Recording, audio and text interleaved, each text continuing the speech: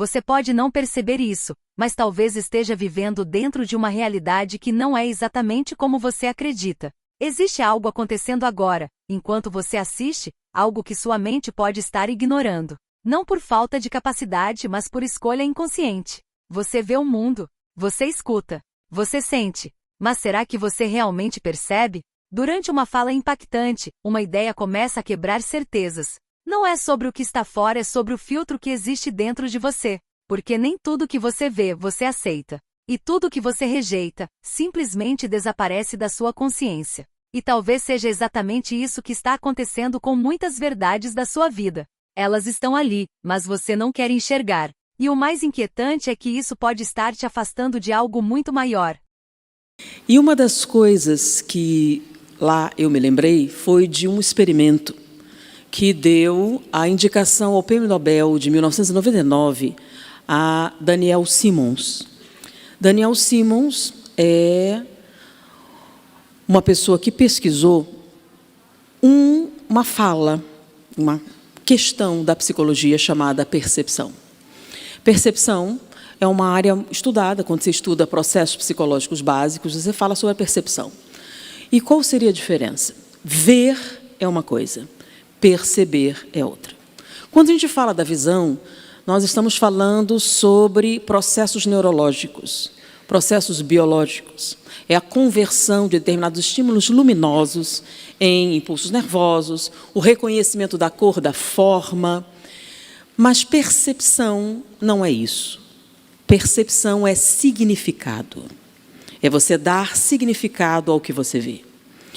E o cérebro humano, ele é uma máquina com um desempenho impressionante. Em termos de visão, nós recebemos, por minuto, 400 bilhões de bytes de informação. Mas só temos consciência de 2.000 bytes. E a percepção é justamente o local da informação que nós damos a atenção, que nós processamos, que nós trazemos ao nível consciente. Daniel Simmons demonstrou a existência, usando um experimento científico, da percepção. E a percepção deixou de ser, por exemplo, um termo considerado abstrato para ser um termo concreto. Ele desenvolveu um experimento e demonstrou cientificamente, em termos neurológicos, em termos biológicos, a existência da percepção. E o experimento dele é muito interessante, porque desse experimento, várias dimensões com relação às diferenças entre neurologia e psicologia começaram a se tornar aparentes. Daniel Simmons, ele usou um artifício para demonstrar um conceito que já existia, tá? Que era chamado efeito de Bayer.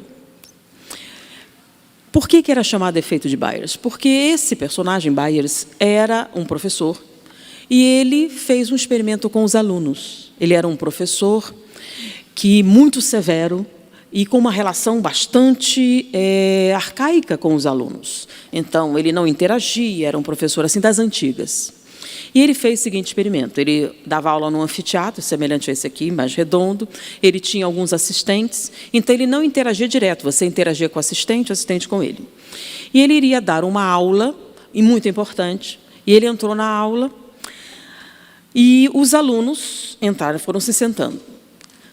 Só que ele sempre chegava antes. Ele chegou bem cedo e colocou na sua mesa um dinossauro verde, bem grande. Colocou ali. Os assistentes, que já sabiam do experimento, sentaram-se normalmente. E, quando os alunos começaram a entrar, ele estava conversando com os assistentes. Então, os alunos entravam em silêncio e foram se sentando. Depois de um tempo, ele levantou e começou. A aula de hoje é extremamente importante e séria. Vai cair na prova. E, se vocês errarem, com certeza reprovarão. Todos os alunos. Como eu serei muito rigoroso, eu darei 20 minutos extras para esclarecer pessoalmente qualquer dúvida que os senhores tenham. Então, a aula de hoje cai na prova, vale nota. E ele deu a aula. Bom, a aula encerrou e eu agora darei 20 minutos para responder qualquer pergunta que os senhores tenham pessoalmente. Alguém tem alguma dúvida? Alguém achou alguma coisa interessante ou fora do comum na aula de hoje? Aí um aluno pergunta: professor, aquela frase que eu disse vai cair na prova? Sim, vai cair na prova. E eles começaram a perguntar várias coisas. Ao fim de 20 minutos, bom, eu vi que há muitas dúvidas, vou fazer uma prorrogação. Alguém tem alguma dúvida? Aí, alguém notou alguma coisa fora do comum na aula hoje? É muita matéria, né, professor? Alguém notou um dinossauro verde enorme na minha mesa? Os alunos fizeram a cara de surpresa. Alguns alunos, é como se o dinossauro, de repente, tivesse aparecido. E esse fenômeno ficou conhecido como efeito de Byers. Significa que eles entraram, é claro que todos viram, mas o que aconteceu depois de algum tempo? Ninguém falou nada. Vai ver que eu estou vendo coisas. Inconscientemente, vocês apagaram o dinossauro da mesa e começaram como se nada tivesse acontecido. Daniel Simmons pegou esse material e fez o seguinte experimento. Ele fez um filme. Nesse filme, havia duas equipes de estudantes. Uma vestida de preto, outra vestida de branco. Cada equipe teria uma bola de basquete e eles iriam trocar as bolas. O time de branco ia fazer passes e o time de negro iria fazer passes, tá? Numa determinado ambiente. Ele filmou esse acontecimento e depois ele pegava pessoas como senhores. Eu fiz esse experimento muitas vezes num seminário. Ele perguntava: eu quero que vocês prestem atenção. Esse é um experimento psicológico e eu gostaria que vocês contassem quantos passes o time de branco vai fazer. E existe um complicador. O time de preto também vai fazer passes. Existem duas bolas e eu só quero os passes do time de branco. Explicava bem, dava vários detalhes, passava o filme. E depois perguntava: quem contou 10 bolas? 11, tal, tantas. Aí as pessoas iam dizendo quantas contaram. Não conversem. Quem aqui viu um gorila? 98% não viu um gorila. Não é um mico, é um gorila. Os poucos dos 2% que viam o gorila, ele perguntava o que ele fazia. Não, eu só vi um gorila. Você não viu o gorila andar no meio, bater no peito e continuar? Não, ninguém via. Aí ele pergunta: por que vocês não conseguem ver o gorila? Ah, porque o senhor pediu para eu prestar atenção na bola. Ah, então porque você estava prestando atenção na bola, não viu um gorila? E aí ele demonstrava que isso não era verdade. Como? Porque se você passar o filme para crianças de até 12 anos, todos veem o gorila e contam as bolas. Prestar atenção nas bolas não afeta o fato deles verem o gorila. Então, o problema de você não ver o gorila, e não se preocupe se vocês não veem o gorila, é não a atenção, outra coisa, a percepção. E as crianças veem um gorila. Por que até 12 anos? Porque a partir de 12 anos, 20% das crianças deixam de ver os gorilas. Aos 16 anos, cerca de 60% não vê mais o gorila. E depois dos 21 anos, 98% não vê o gorila. Por quê? Se não é a atenção, qual a causa? O problema não é não ver o gorila. É algo pior. É o que a gente chama de percepção. Você vê o gorila. Todas as pessoas veem o gorila. Porque o gorila é uma imagem no filme. Então, ela passa pelo seu nervo óptico, é processada, como todas as imagens são processadas. O que acontece é muito pior do que não ver o gorila. O que acontece é que você vê o gorila e apaga ele da filme. Você apaga da sua mente. E qual o motivo? O motivo é muito simples. Um gorila não deveria estar ali. Então, como você chegou à conclusão que o gorila não deveria estar ali, você apaga ele. O nome disso é efeito de Byers. Você altera a realidade para que ela encaixe naquilo que você acha que deveria acontecer. Por isso, em psicologia, o que você vê é uma coisa, o que você interpreta é outra. Então, você viu algo, mas a sua percepção, distorcida por qualquer motivo que seja, a sua percepção da realidade foi alterada por motivos emocionais. Isso começa a acontecer na infância. Então, se nós pegarmos uma cadeira e perguntarmos a uma criança o que é isso, ela vai dizer uma cadeira. E aí, você gosta da cadeira? Ele vai dizer, a cadeira é bonita, ou é feia, eu gostei da cor. Ela vai descrever, porque a linguagem para uma criança tem uma função. A função é representar a realidade, mas no adulto não. Se eu pergunto a um adulto o que é isso, o que será que ela quer que eu diga? E ela vai responder, eu acho que é uma cadeira. Você acha ou tem certeza? Por que você responde, eu acho que é uma cadeira? É ou não é uma cadeira? Esse eu acho é um conteúdo emocional. Mas se você quiser que seja outra coisa, eu digo outra coisa. E aí, gostou da cadeira? Digo que sim ou digo não? Se eu disser sim, ela vai gostar de mim? Se eu disser que não? E se eu ofender? E se... Ou seja, a linguagem deixou de ser uma forma de representar a realidade para ser o quê? Um vazamento do seu conteúdo emocional. Então, a realidade que você diz que está vendo não é bem a realidade. Você está tendo uma percepção da realidade. E, por incrível que possa parecer, ela pode não coincidir com a percepção de outra pessoa na mesma sala, olhando para o mesmo ponto. E isso não tem nada a ver com psicologia, né? Se a gente fizer o filme, vocês também não verão o macaco. Eu fiz esse experimento num congresso como esse, né? Passei, o povo não viu o gorila, e tinha um trabalho com crianças. E eu pedi licença, trouxeram uma turma de crianças de 8 anos, viram o filme e todas viram o gorila. Que tem gente só vendo, né? Como esse só vendo significa o quê? Espírito científico. Então, a percepção é o que nós fazemos com a realidade. Realidade é o que passa pelo filtro dos nossos olhos. Ou seja, a realidade existe em algum lugar dentro de nós? Sim, a realidade existe em algum lugar dentro de nós. Mas nem sempre nós estamos preparados para lidar com essa realidade. Então, nós filtramos a realidade de acordo com as nossas emoções. O nome disso é percepção. Por isso, a gente pode provar alguma coisa e isso não levar aonde nós queríamos que fosse. Por exemplo, um comercial, quando a comunidade chegou à conclusão que o número de acidentes de automóvel eram inaceitáveis, o número de mortos era muito grande, eles passaram a fazer uma série de campanhas de esclarecimento. E uma delas era o uso do cinto de segurança. Eles chegaram à conclusão que a utilização do cinto de segurança era essencial à manutenção da vida numa colisão frontal. E as pessoas não usavam cinto de segurança, nem tinha há muitos anos atrás. Então, eles passaram a tornar o cinto material obrigatório, eles disseram que dariam tempo de adaptação e, depois disso, iriam fazer multas para quem não usasse o cinto de segurança. Mas houve um tempo em que uma série de campanhas de esclarecimento foram lançadas. Então, eles botavam experimentos do batida, o carro, o cinto salvando, fizeram uma série de coisas. Foram 6 meses ininterruptos de campanha de esclarecimento. E, após o final dessa campanha, apenas 6% das pessoas passaram a usar o cinto de segurança. Ou seja, as campanhas de esclarecimento, baseadas em experimentos, em provas científicas, estatísticas, não levaram a lugar nenhum. Não funcionou. E aí eles contrataram uma empresa de publicidade, uma das mais famosas de fazer propagandas, para uma campanha, para que eles bolassem uma campanha para que as pessoas usassem o cinto de segurança.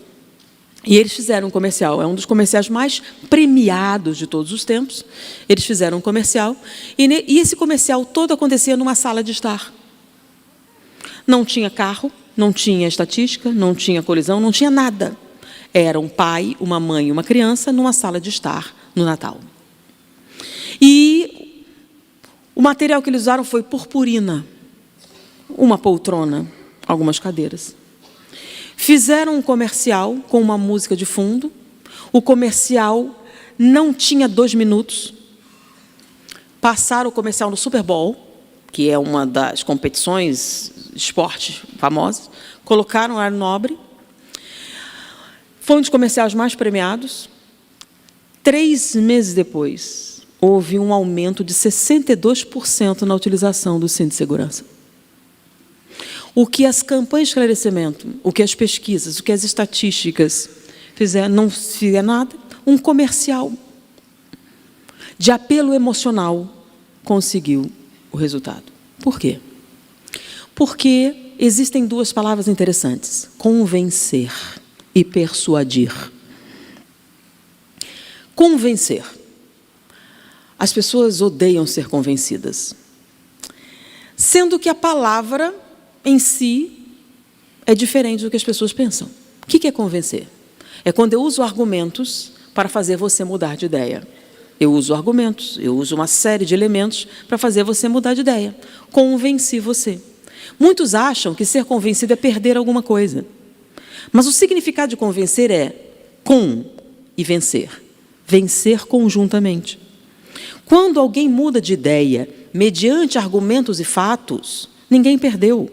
Porque uma pessoa estava iludida, agora não está mais. Então, ele venceu. A pessoa que apresentou os argumentos venceu também. Então, quando você convence alguém, os dois vencem. Não existem perdedores. O nome disso é convencer.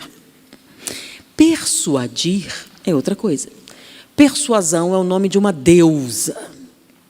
Então, quando você ora aos deuses, e os deuses são caprichosos, quando eles atendem o seu pedido, é concedida uma graça.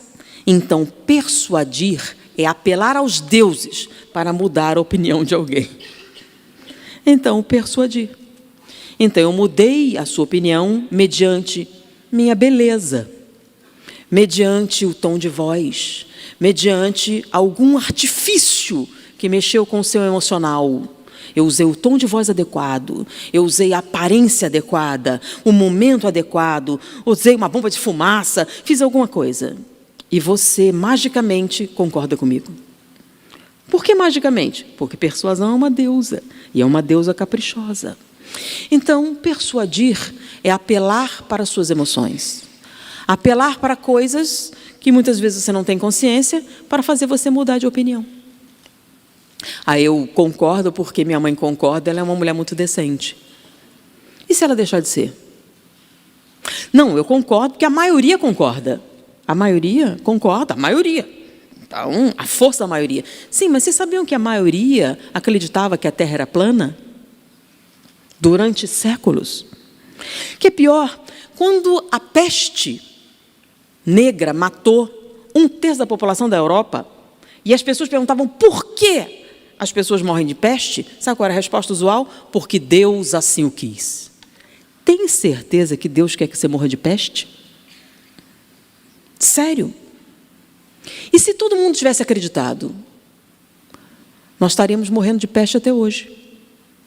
Então, quando as pessoas não acreditam, não, você tem que morrer de peste. Não. A gente tem agora antibióticos, anti-inflamatórios, uma série de remédios, cirurgias, etc., reparadoras. Você não tem que morrer de peste. Não mais. E de câncer? Espero que não mais brevemente. E disso, não importa.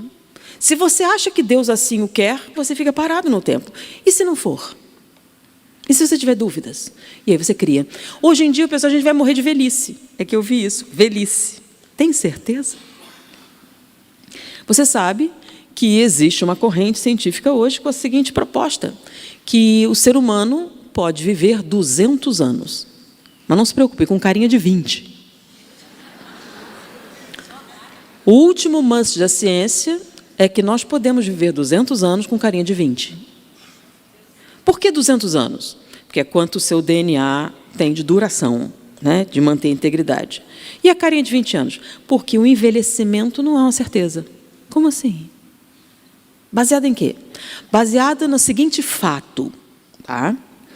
Uma senhora de 75 anos, com 2 rins saudáveis, tinha um neto de 15 com falência renal. Nenhum dos outros parentes era compatível. Ela era única. E a única maneira de salvar o neto era um transplante. E ela se dispôs a fazer o transplante. Ela tinha as condições físicas adequadas, apesar do perigo. Fizeram o transplante, tiraram um rim dessa senhora e colocaram no neto.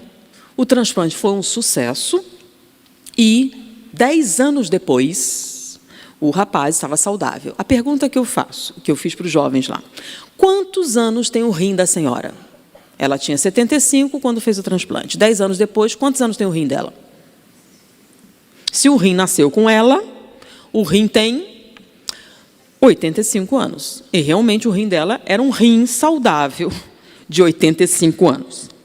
Quantos anos tem o rim do rapaz? Matematicamente, 85.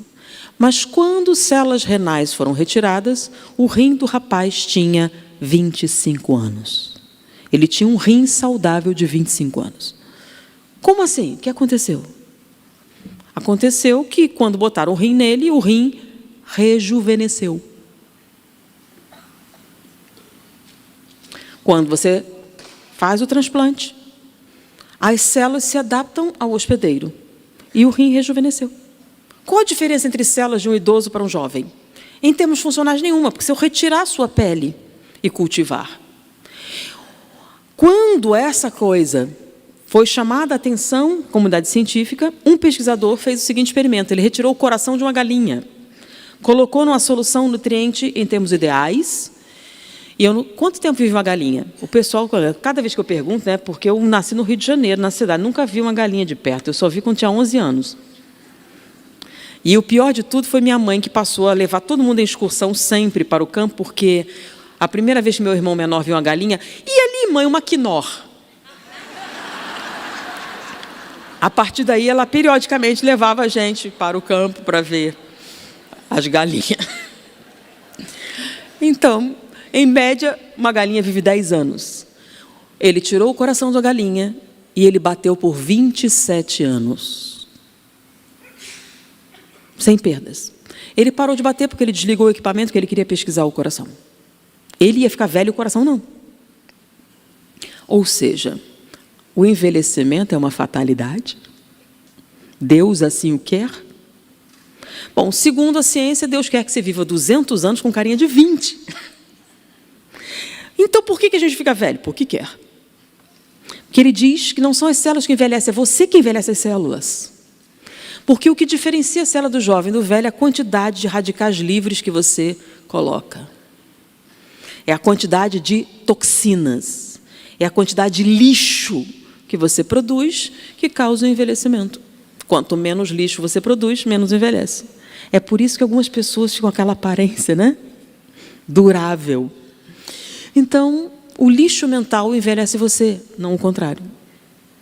Então, essas coisas mostram que persuadir é uma coisa, convencer é outra. Mas nós não damos muita atenção a argumentos válidos. Nós não damos muita importância à estatística. Por quê? Porque se nós dessemos a importância devida às estatísticas, se nós dessemos a importância devida a material que fundamenta teses, a perguntas pertinentes e importantes, nós seríamos obrigados a nos curvar diante das evidências. E isso não é interessante. Nós escolhemos argumentos que coincidem com o que a gente pensa. O nome disso é persuasão. E muitas vezes, entendi o que você falou, mas eu sinto que isso não é verdade. É a saída. Mas, peraí, você está falando contra os sentimentos? Não. Eu falei até para os jovens sobre uma coisa que acontecia muito no passado, né, que de uns tempos para cá começou a me incomodar muito. Quando as pessoas apresentavam, diziam assim, a NET faz palestras com temas científicos. Eu sempre aceitei isso numa boa. Mas, depois de um tempo, eu passei a notar que isso é um termo pejorativo. Por quê? Porque não existem temas científicos. Como não existe? E física quântica? Você pode falar de física quântica de maneira artística. Eu faço um poema. Eu não, o Merlânio. Alguém canta. Eu não vou fazer essa descortesia com vocês. Não vou nem tentar.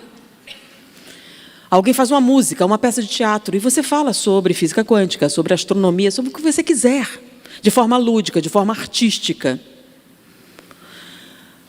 Ciência não é um tema, ciência é uma forma de falar, diferente da artística. Porque quando você fala de maneira artística, o que importa é o seu sentimento, é a sua maneira de expressar isso. Esse é o foco. Mas quando você fala de qualquer assunto de maneira científica, existem regras restritas, que têm que ser obedecidas para que seja chamado ciência. Então, se você sair da regra, deixa de ser científico. Então, toda vez que você afirma algo, tem que ter um motivo, tem que ter uma fonte, tem que fundamentar. Então, uma vez eu tinha um grupo de estudos e eu notei uma coisa interessante. Como as pessoas, numa discussão, elas se emocionavam e brigavam terrivelmente. E eu achava isso interessante. Então, numa discussão, um dizia tal coisa, outro, daqui a pouco eram inimigos mortais que se xingavam pela internet. Não, vou ser verdadeira, por carta, né? Porque na época não tinha internet, a minha. As pessoas, eu falei para os jovens ali que eu nunca mais disse a minha idade, eu não digo mais. Porque uma vez alguém me perguntou qual a sua idade, minha mãe estava junto, ela virou, não é pergunta que se faça uma dama. Aí eu respondia, mas eu não me importo. Aí minha mãe, mas eu me importo. E disse, por quê? Porque se você disser a sua idade, vão calcular a minha. Nunca mais, falei, prometo, nunca mais disse. Entendeu? Então, a long time ago, não tinha internet, não tinha celular, não tinha nada dessas coisas. Eu havia discussões, por exemplo, num congresso, um congresso científico. E eu vivenciei uma cena muito interessante. Haviam 2 participantes, esse é um debate científico, num congresso científico. Um tinha uma teoria, o outro outra teoria, e eles começaram a apresentar. Então, ele tinha uma apresentação, o outro estava no outro lado do palco, assim, apresentava também. E, depois de um tempo, eles teriam uma fala, uma réplica, assim, um debate, tipo aquele de político, né, na TV. Então, um apresentou a teoria, aí o outro apresentou a dele.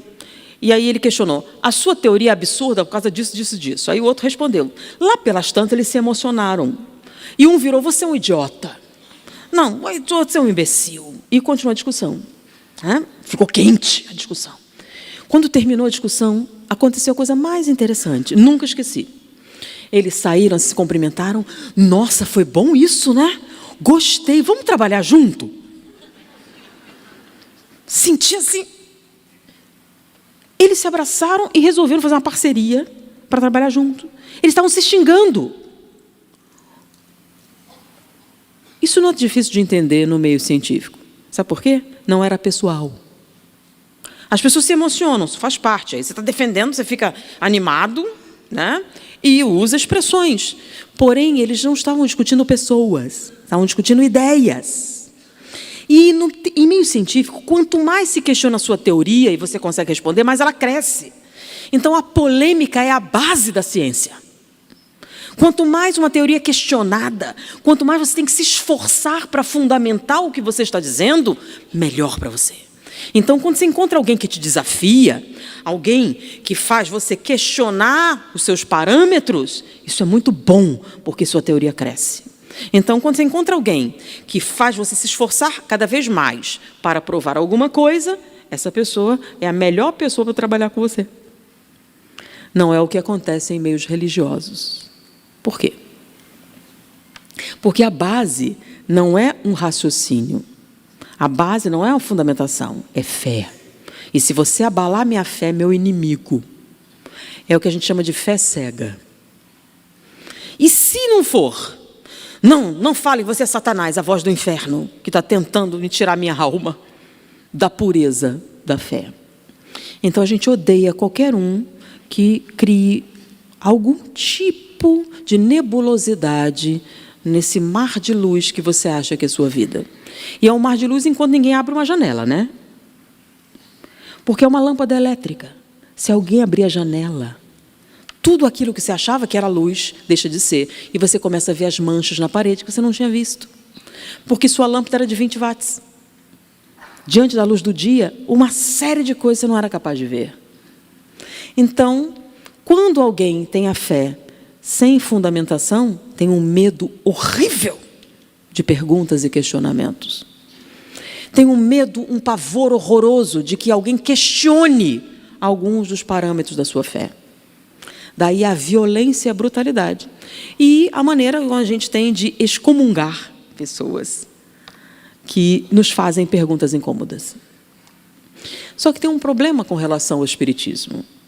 O primeiro livro, chamado Espírita, o que deu origem ao que nós chamamos de movimento espírita, é o Livro dos Espíritos. Mas esse não foi o primeiro. Ele foi o primeiro a ser publicado. Então, o Livro dos Espíritos é publicado, e quando você abre, tem lá, filosofia espiritualista.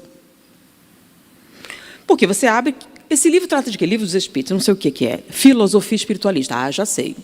O que é filosofia? Filosofia, tá?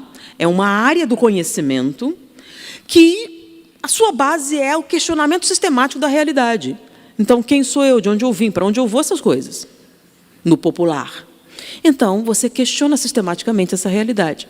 E quando você diz filosofia espiritualista, nas respostas que você espera encontrar para explicar essa realidade, você aceita que algumas dessas respostas sejam metafísicas, ou seja, sejam além da matéria.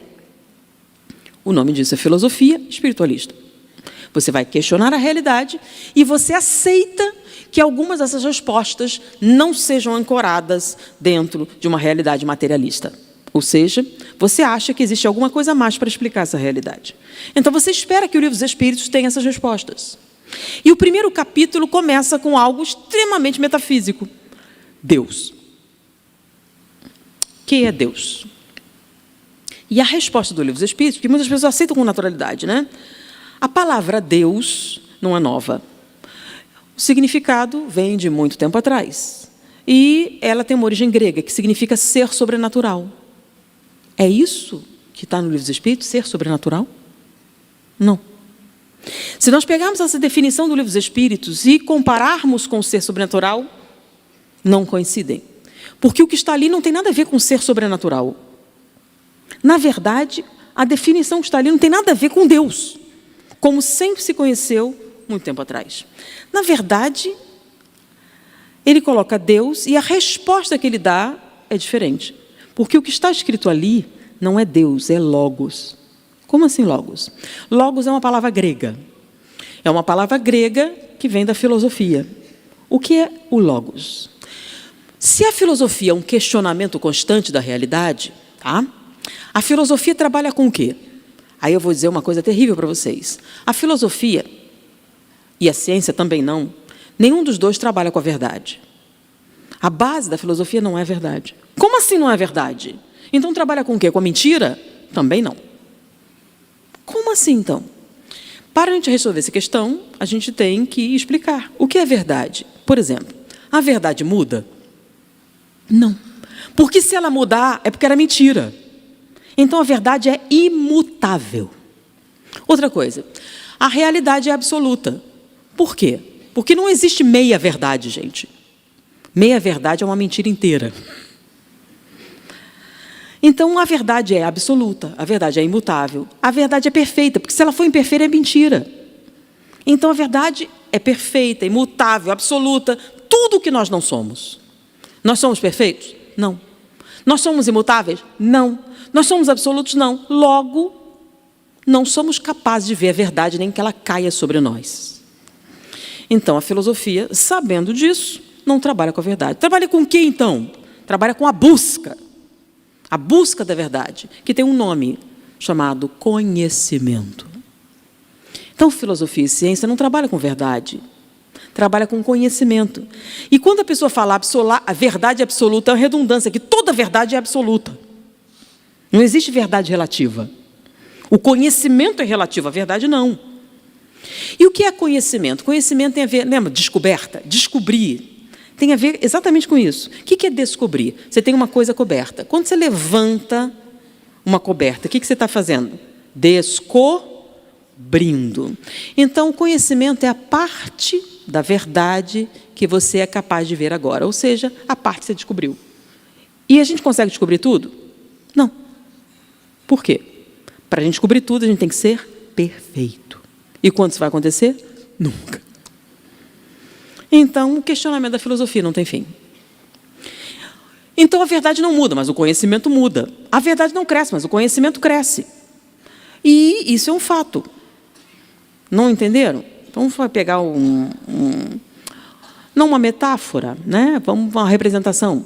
Por exemplo, há muito tempo atrás, a gente usava para cozinhar banha de porco, né? Quem já usou banha de porco? No interior ainda usa, né? Então, você derretia a banha, botava naquele latão e cozinhava com banha de porco. Mas um dia, um médico, estudando o coração de pessoas que morreram com infarto, descobriu que ele estava cheio de gordura. E quem não morria de infarto não tinha gordura. Então, ele chegou e publicou: a gordura mata, entope o coração e mata. Então, não comam banha de porco. Então, deixaram de comer banha de porco, passaram a comer manteiga. Você tem que fritar, né? Manteiga tem menos gordura que a banha de porco. Manteiga.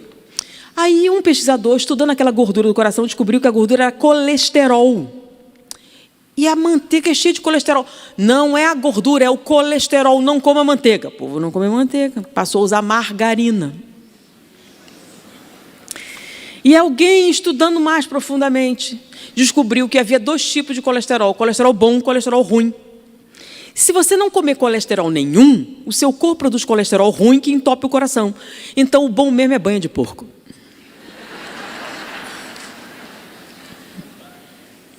Ou seja, qual dos pesquisadores mentiu? Nenhum. Mas estava errado. Relativamente. Era gordura ou não era que tinha no coração? Mas não era aquela que ele imaginava. Ele não sabia que tinha outro tipo de gordura, que havia outras áreas. E aí, o conhecimento faz o quê? Muda. Cresce. Por quê? Porque nossa visão cresce, nossa tecnologia cresce, nosso amadurecimento cresce, tudo cresce. O conhecimento cresce também. E agora tem um pessoal que diz que você pode comer qualquer coisa, que o importante é a mente.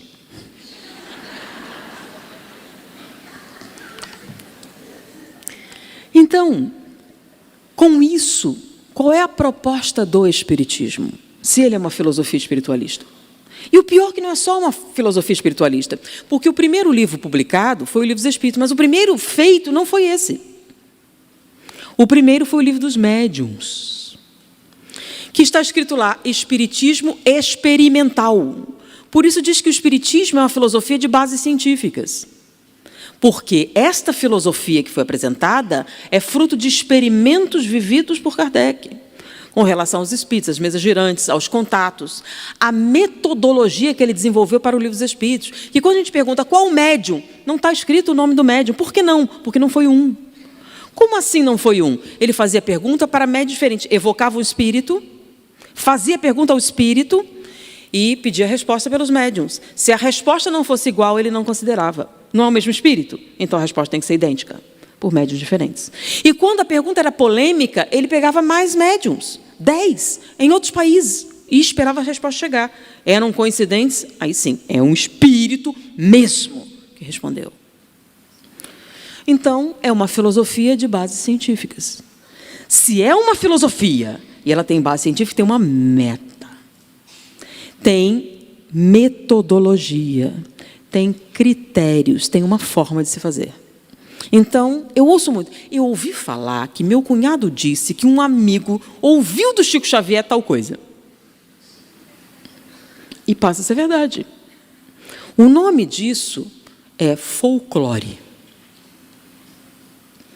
Que é quando você ouve uma coisa, conta para outro, conta para outro, conta para outro, vira uma tradição popular, e o que era originalmente é uma coisa totalmente diferente. O nome disso é folclore, tradição.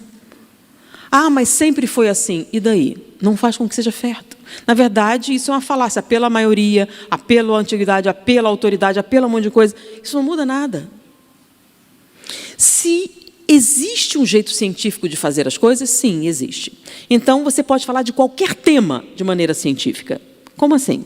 A gente pode falar sobre astronomia de maneira artística ou de maneira científica. Para ser científico, tem que ter o quê? Fundamentos. Provas, experimentos. A gente pode falar de costura. Eu estou aprendendo a costurar agora. Tá? E estou tendo muita dificuldade. Eu entro na internet, no YouTube, para aprender lá os negócios, para costurar, e eu descobri o seguinte: não tem um jeito certo de fazer uma cava. Cada pessoa tem um método diferente, né? Fulano tem um método. Aí um dia eu perguntei, e se não funcionar? Aí você tenta outra coisa. Sim, mas eu quero um que funcione sempre. Não tem. Como não tem? Tem que ter. O povo não faz ponte. Sabe o que é ponte em cima? E quando ele faz a ponte não fica direitinha? E não pode fazer ponte em qualquer lugar? A gente não pode fazer um sutiã que caiba perfeitamente qualquer pessoa? Se você faz um viaduto, pode fazer um sutiã. Deve ter um método científico de fazer o negócio, né? Só não tem um livro científico de costura. Ainda estou procurando. Se alguém tiver, me sugira. Tem livro científico de culinária, de tudo, mas de costura não tem. Tem método da fulana, método da cicrana, método de... Mas não tem um livro científico. Ou seja, aquele livro que funciona sempre. Você faz seguindo o livro e vai dar certo. Né? Por quê? Porque ele teve testes, exemplos, fundamentado, baseado nisso, naquilo. Não, eu sinto, eu acho, eu sempre fiz assim, sempre deu certo. Às vezes não dá, mas aí você... Isso não é científico. E o Espiritismo é? Quando no Livro dos Espíritos tem a pergunta, que é Deus? E a resposta não é a palavra Deus, porque a resposta é, o significado de Deus é ser sobrenatural. E não diz, é um ser não. Inteligência suprema, causa primária de todas as coisas. É aí que é o problema. Essa definição já existe, e não é de Deus, é de Logos. E você encontra isso em Aristóteles, mas Aristóteles faz referência a outros filósofos, vários outros falaram isso. O que é Logos? Logos é a palavra que os filósofos usam para o porquê por trás de todos os porquês. Como assim? Eles acreditam que tem um porquê final. Como assim? Mas por quê? Mas por quê? Mas por quê? Vai ter um final. Tem uma explicação para tudo. A razão por trás de todas as coisas que existem. Essa razão por trás de tudo que existe chama Logos. Então, o Logos é a razão por trás de todas as coisas. Mas, peraí, não está escrito no livro? É isso mesmo. Causa primária de todas as coisas? É a mesma coisa. A razão por trás de tudo que existe. Então, todos os filósofos sabem que o tal Logos é a meta, o sonho de todo filósofo. Mas eles acreditavam que era impossível, mas tentavam.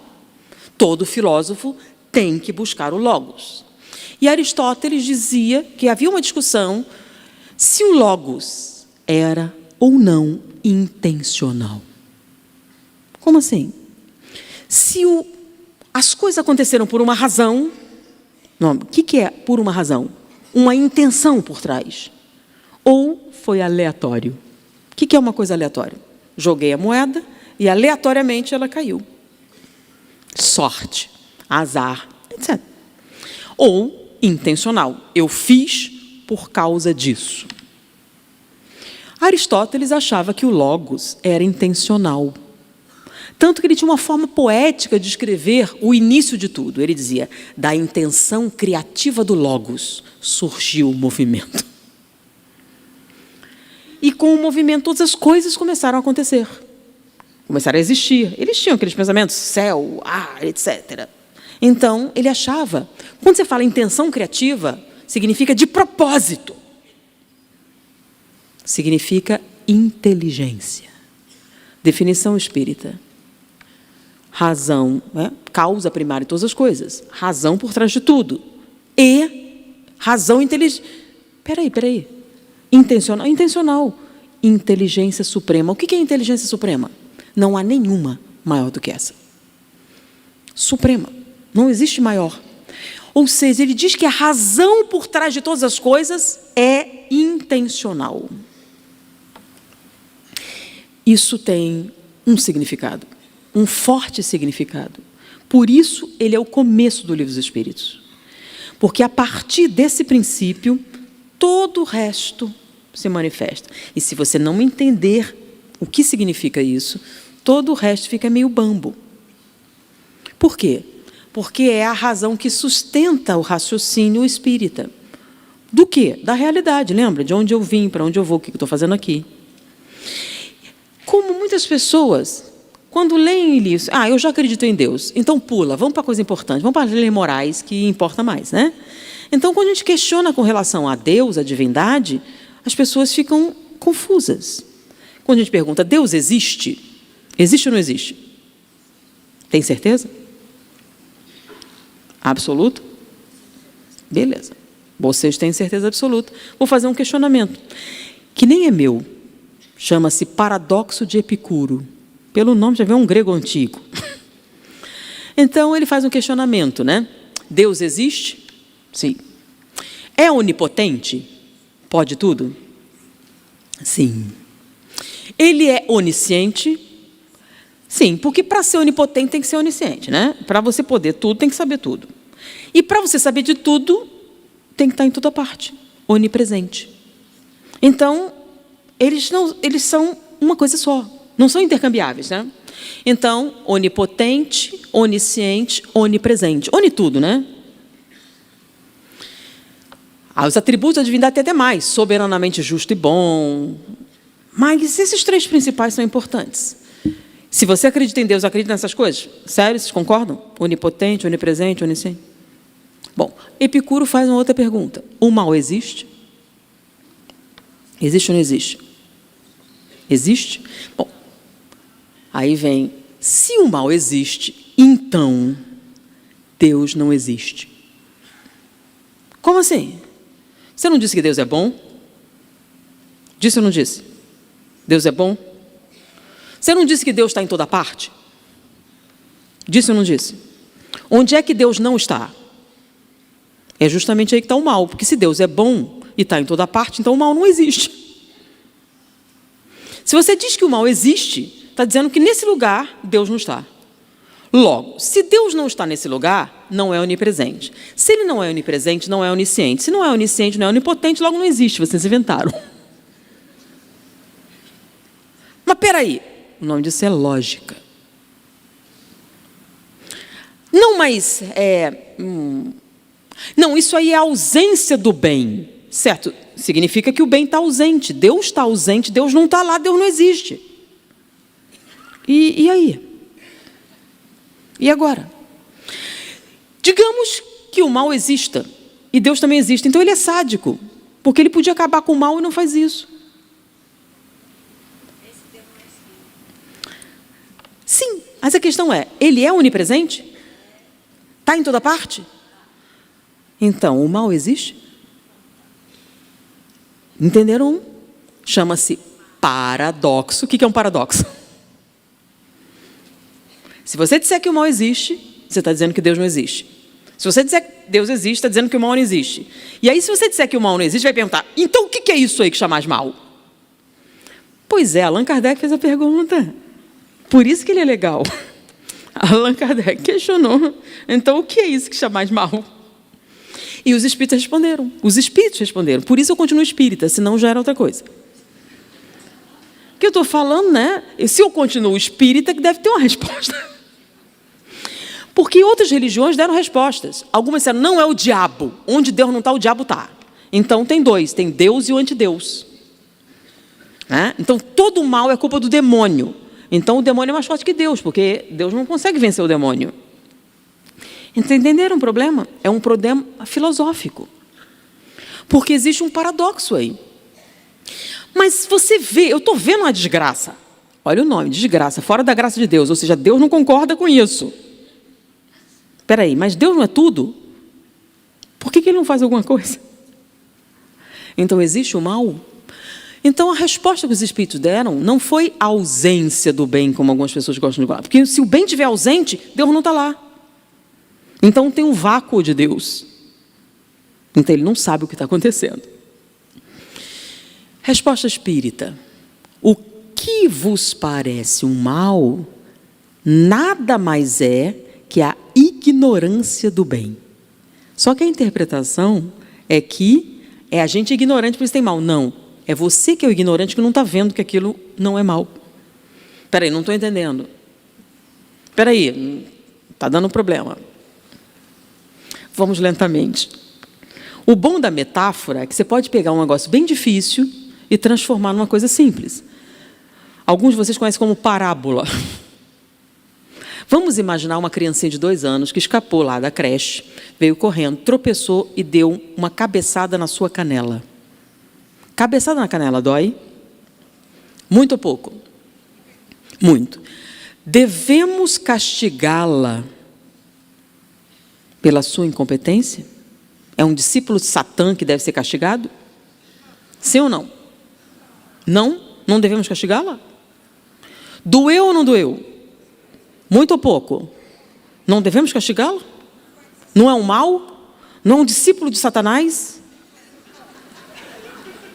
Produzindo o sofrimento e a dor? Sim ou não? Não? Mas a dor existe. É fruto do mal ou não?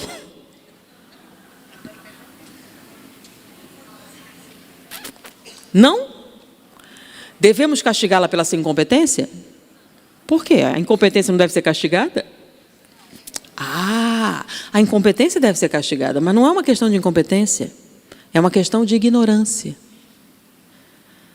Porque nós não podemos castigar alguém por algo que ele não sabe. Qual é a resposta à ignorância? Ensinar, o conhecimento. Então, quando alguém comete um erro porque ele não sabe como fazer, castigá-lo é o quê? Então, qual a coisa certa a fazer?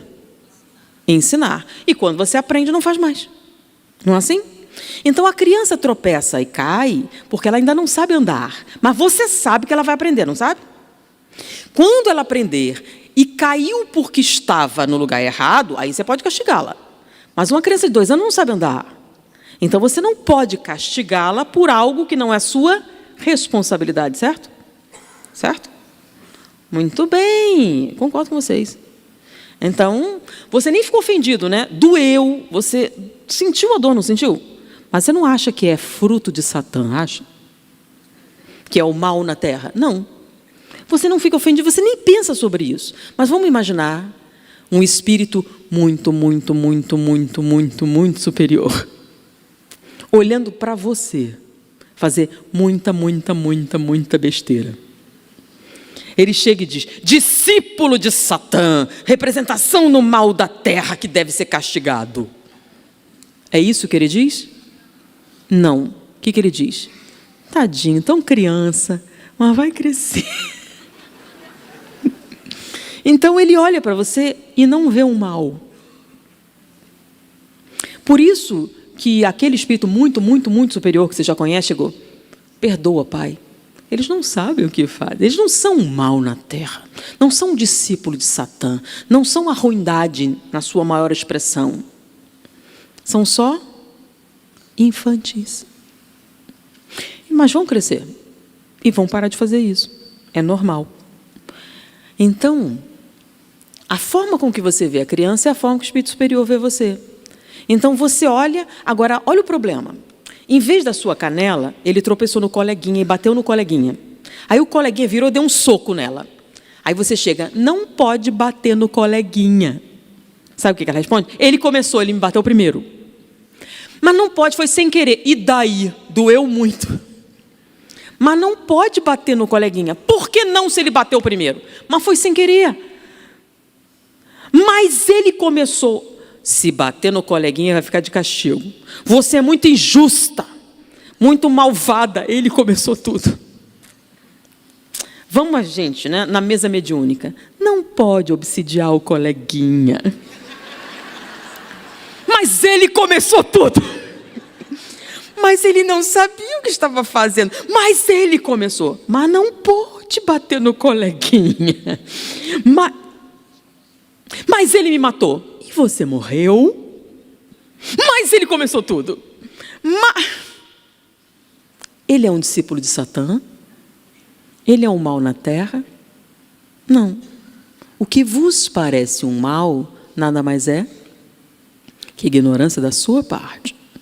Porque Deus está onde? Em toda parte. Espera aí, não entendi, não.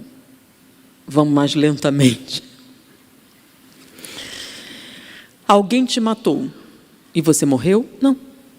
Então, se você estiver jogando um jogo de videogame, The Sims, e o seu personagem morreu, a gente deve matar o oponente?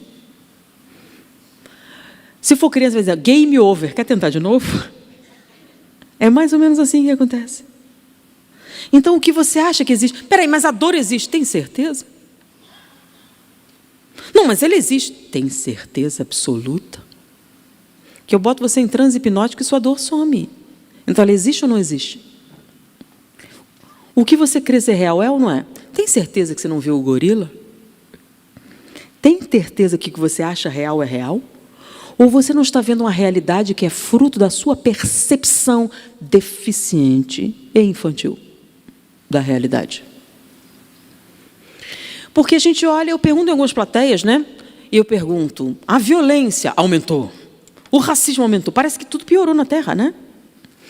E aí fizeram essa mesma pergunta aos 100 pessoas mais influentes da comunidade científica, os 100 the best. Prêmio Nobel. Você não dá prêmio Nobel a qualquer um. Você dá um prêmio Nobel a alguém que se destacou por elevado serviço em determinadas áreas. Então, eles pegaram as pessoas mais consideradas da comunidade científica, 100, e perguntaram: você se sente otimista com relação à humanidade? A coisa que eu achei mais fantástica é a estatística. Como assim? 100%. Todos os 100 disseram sim. Todos os 100.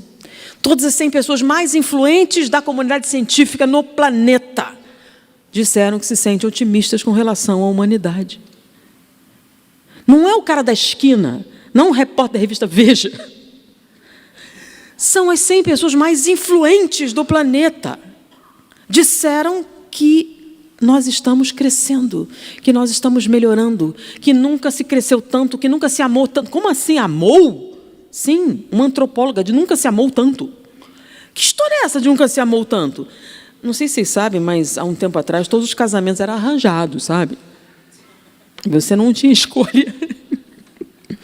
Agora não, agora você pode, né, colocar o amor na frente.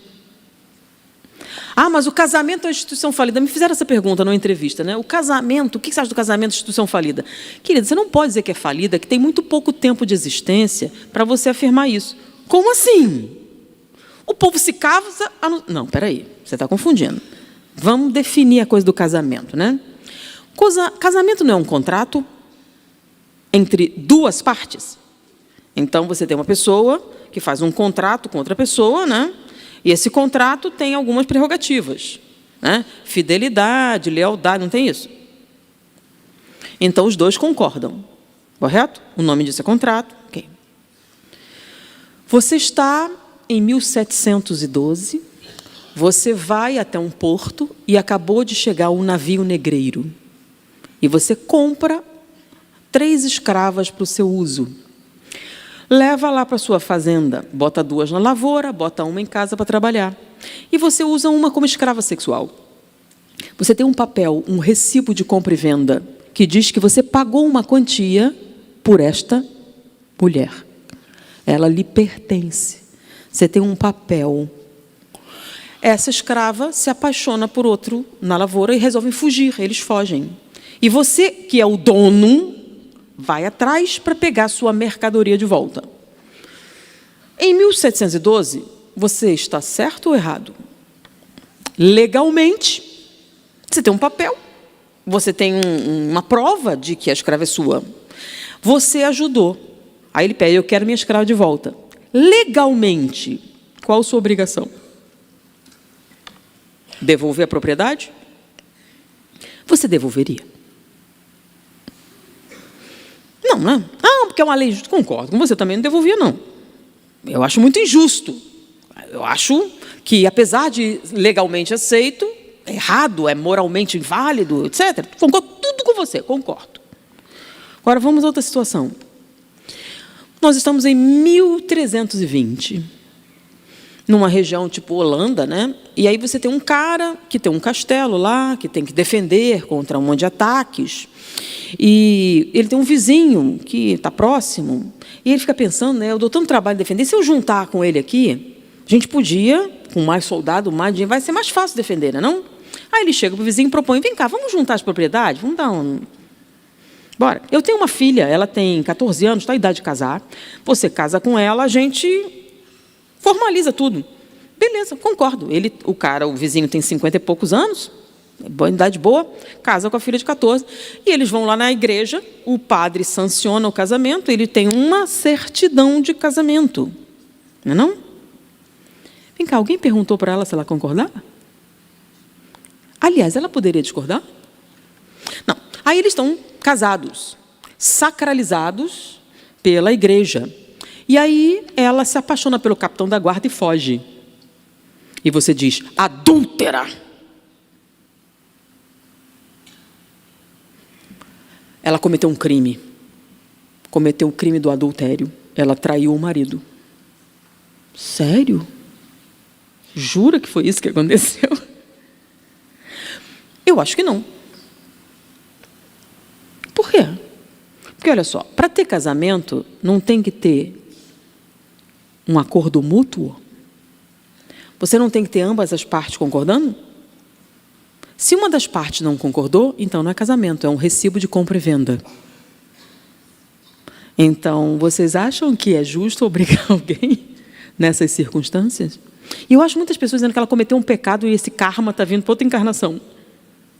Agora, se a escrava fugir, você acha muito certo. Não, foi muito bom isso, não tem karma nenhum.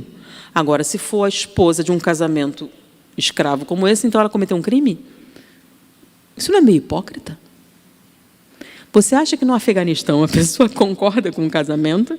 Se ela fugir com o amante, é uma adúltera pecadora que deve ter um karma para outra encarnação? Ou é uma escrava que fugiu? Então, por que você chama isso de casamento, não significa que seja. Então, o casamento é uma instituição muito recente, porque só há pouco tempo as mulheres têm o direito de dizer não. Então, agora sim, a partir do momento em que você tem duas partes com direitos iguais com relação a isso, é que você pode contar a respeito do casamento, se ele funciona ou não. Então, a gente tem que esperar um pouquinho para ver como é que vai ficar, né? Porque as pessoas não estão acostumadas com essa liberdade ainda. Quando acostumar, alguns equívocos começam a ser superados. Então, você não pode afirmar que o casamento é uma instituição falida, porque ele é muito recente. Então, quando a gente pensa em termos espíritas, o que é Deus para o espiritismo? Deus é justo? Deus é bom? O que significa justo? Todo mundo tem o que merece? Tem certeza? Bom, se Deus é onipotente, onisciente, onipresente, Deus é justo, Deus é bom, todo mundo tem o que merece? Nossa sociedade é justa? Não, nem todo mundo tem o que merece, porque Deus escolhe alguns, outros não. Com certeza não existe, ele foi inventado. Porque o que é a sociedade? Não é a soma de todos os seres? Se todo mundo tem o que merece, a sociedade é o quê? Justa. Mas espera aí! Tem homens que batem mulheres? Tem. Tem mulheres que exploram crianças? Tem. Tem patrões explorando empregados? Tem. Nossas relações sociais são justas? Não. Como assim? Isso é um paradoxo? Não. Nossa sociedade, que é a soma de todas as forças, é justa. Nossas relações sociais são injustas. Espera aí, não entendi de novo. Espera aí, Deus e a bondade... Vamos devagar. É uma questão de justiça, né? Então, vamos definir a justiça? Eu tenho aqui um saco de flautas, tá, gente? E algumas flautas são melhores que as outras. Qual a maneira mais justa de eu distribuir as flautas? Quem vocês acham que deve receber a melhor flauta? Qual a maneira mais justa? Quem vocês acham que deve receber a melhor flauta? O melhor flautista? Concordo, tem razão. Por quê?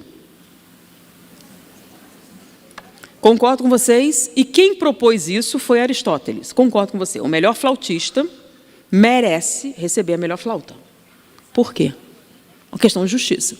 Por que o melhor flautista deve receber a melhor flauta? E aí começa. Por causa da música? Não, música é consequência. Porque o mérito vem antes da consequência. Ele pode não tocar, ele pode cair morto. Ele deixa de merecer a flauta? Não, a flauta é do melhor flautista. Fazendo ou não fazendo música. O que define o mérito é para que a flauta serve. Para que a flauta serve? A flauta serve para ser tocada, certo? Se essa é a função da flauta, quem merece a melhor flauta? O melhor flautista. Mas a nossa questão com bem e mal, com Deus ser justo ou não, ou existir, é outra. Sofrimento. Eu tenho aqui um saco cheio de sofrimento. Alguns são maiores, outros são menores. Qual vocês acham a maneira mais justa de eu distribuir esse sofrimento? Quem merece o melhor sofrimento?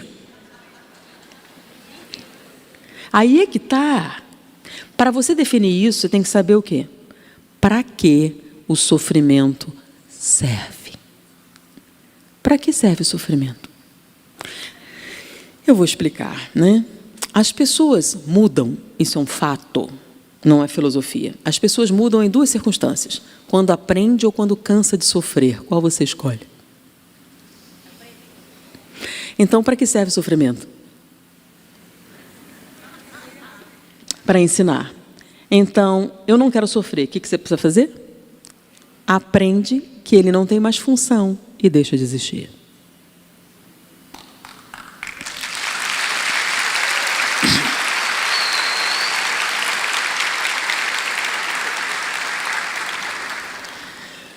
Deus é bom? Deus é justo? O que é o sofrimento? É uma contingência do crescimento espiritual. Crianças tropeçam, eventualmente batem a cabeça na canela de alguém. Não são discípulos de Satã ou mal na terra. O que você chama de mal, nada mais é que a ignorância do significado disso. Você está sofrendo, mas eu não quero sofrer assim. O que eu preciso saber? Quando você aprende, ele deixa de ter função, deixa de ser necessário, deixa de existir. Como assim? É mágico, porque a realidade não é bem essa que você está vendo. Por quê? Porque depende do que você tem no seu interior.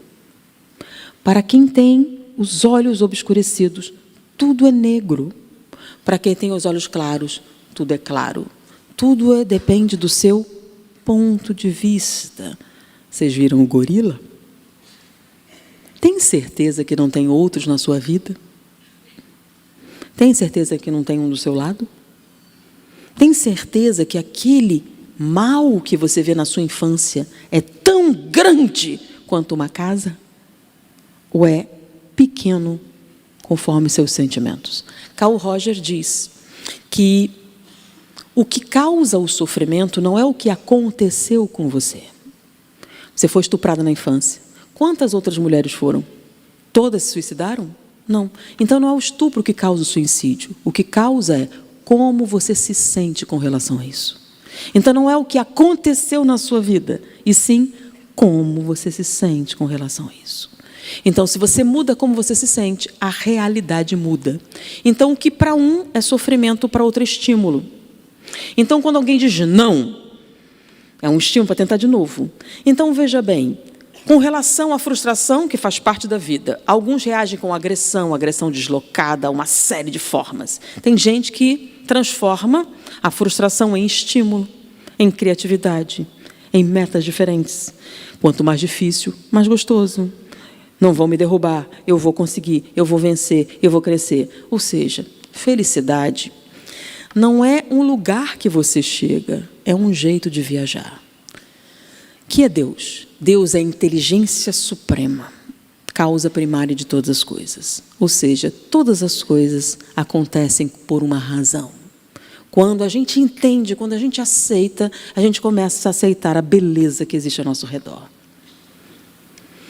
E quando a gente ouve, Pai nosso que estás nos céus, isso se torna uma realidade. E onde é o céu? Onde você estiver. Está dentro de você. Faz parte de você, porque Deus está em toda parte. Se Ele está em toda parte, talvez seja verdadeira aquela frase. Batei, busca, pedi. Quem disse? Jesus. E eu não me lembro dele ter mentido nenhuma única vez. Foi um prazer estar com vocês. Muita paz. Depois de tudo isso, uma coisa fica impossível de ignorar. A realidade não muda, mas a forma como você vê ela muda completamente a sua experiência. Você pode continuar vendo dor como punição ou começar a enxergar como aprendizado. Você pode continuar acreditando que tudo acontece contra você ou começar a perceber que existe um propósito em cada situação. E talvez essa seja a maior virada de chave. Nada está ali por acaso. Nada é vazio. Nada é inútil. Mas enquanto você não muda a forma de ver, tudo continua pesado.